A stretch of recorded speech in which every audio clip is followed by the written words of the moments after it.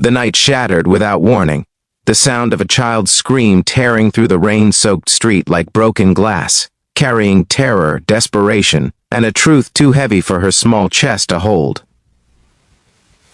A CEO's daughter stood barefoot on cold concrete, eyes wild with fear, sobbing uncontrollably as she tried to tell anyone who would listen that her mother had been beaten, that something terrible had happened behind the locked doors of a world most people never saw.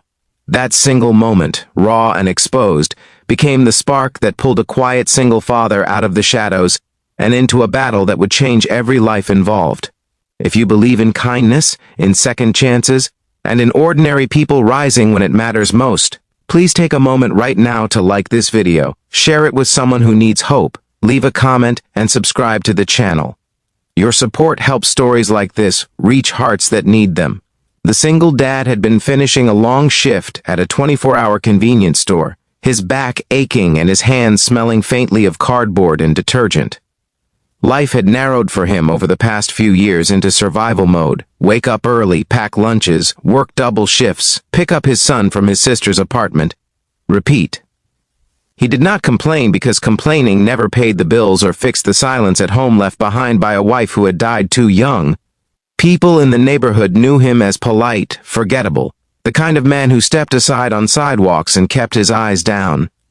They did not know about the discipline carved into him years ago, the skills learned in places he never talked about, or the promise he had made to himself to never let violence rule his life again, unless there was no other choice. The girl ran straight into him, nearly knocking the breath from his lungs. Rain plastered her hair to her face, and her designer coat hung open, soaked and heavy. Her fear was unmistakable, a physical thing that seemed to cling to the air. He knelt instinctively, steadying her, listening as she tried to explain through gasps and sobs what she had seen, what she had heard, how men had hurt her mother while she hid and escaped when she could. He did not need details to understand the urgency. He saw bruises in her words, fear in her shaking hands, and a truth that could not wait for morning. The address she pointed toward led to a sleek building of glass and steel, the kind that dominated the skyline and whispered power with every reflective surface. It belonged to one of the most influential CEOs in the city, a woman admired for her brilliance and feared for her sharp edges. The public knew her as unbreakable, ruthless in business, immaculate in appearance. What they did not know was that behind the gates and security codes, her life had been unraveling in quiet, dangerous ways. A failed relationship had turned toxic, then violent, hidden carefully to protect her image and her company. The men who hurt her were not random criminals. They were enforcers tied to someone she trusted once, people who believed money erased consequences. When the single dad approached the building with the girl clinging to his coat, the security system had already been compromised from the inside. Alarms were silent, cameras had been looped. The place was too quiet, the kind of quiet that made his instincts scream. Years ago, he had learned to read silence the way others read words.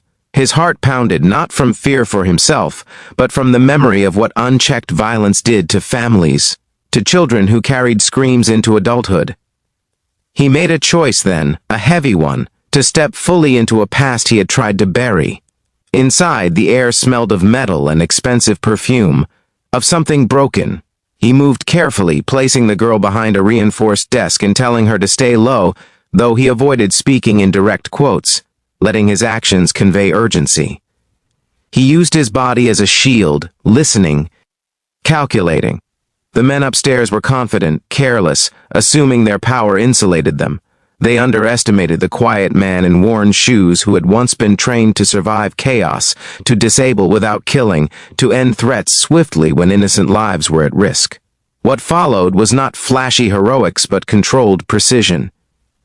He moved through the building like a shadow, every step deliberate, every decision grounded in protecting the woman and child he had never met before tonight. He disarmed attackers using leverage and timing, turning their aggression against them. Bruises bloomed, bones cracked, and fear changed sides. He felt the old weight in his muscles, the familiar clarity that came only when everything else fell away. Yet with each confrontation, he reminded himself why he was there, anchoring his actions to compassion rather than rage. He found the CEO in a private office, slumped against a desk, blood staining the pristine white of her blouse. Her eyes flickered open with disbelief as she registered the stranger kneeling beside her, checking her breathing, applying pressure where it mattered. She had spent her life believing control equaled safety, that money built walls strong enough to keep danger out. In that moment, stripped of power and titles, she was simply a mother who had almost lost everything. The man helping her asked no questions about who she was, what she owned, or what she could offer in return. He focused only on keeping her alive until help arrived. Police and paramedics flooded the building soon after, the spell of silence broken by flashing lights and shouted instructions. The single dad slipped back into the background as soon as it was safe, guiding the girl into the arms of first responders. He did not give interviews or accept praise. He left before anyone could ask his name, walking back into the rain with the same quiet presence he had arrived with. For him, the night ended not with applause, but with the weight of memories. Stirred, and a lingering worry about how close the world always seemed to danger. The story did not end there, though the headlines tried to wrap it up neatly. The CEO recovered slowly, her injuries healing faster than the shock to her carefully constructed reality. She learned the truth of what had happened that night through security footage and reports, piecing together how a stranger had done what her wealth and influence could not. She saw the way he shielded her daughter, the restraint he showed even when he could have caused far more harm. Gratitude grew into something deeper, a reckoning with the life she had been living and the blind spots she had ignored. She searched for him quietly, using resources she once wielded aggressively, now guided by humility. When she finally found him, it was not in a dramatic confrontation, but in the fluorescent-lit aisle of a grocery store, his young son sitting in the cart, laughing at something small and ordinary. She introduced herself simply, without titles, acknowledging the debt she could never repay. He listened, uncomfortable with attention, uncomfortable with praise, but willing to accept her thanks on behalf of the lives he had protected. What followed was not charity but opportunity rooted in respect. She learned about his past, his skills, and the years he had spent hiding them to keep his family safe and his life simple. She offered him work not as a handout but as a chance to use what he knew to help others, to consult on security in ways that prioritize people over profits. More importantly, she committed to change within herself, ending the toxic relationships that had nearly destroyed her and speaking openly about domestic violence, using her platform to protect others who suffered in silence. The single dad struggled with the transition, haunted by fears of exposing his son to a world he had tried to keep distant. He wrestled with guilt over embracing a role that brought him back to the edge of danger.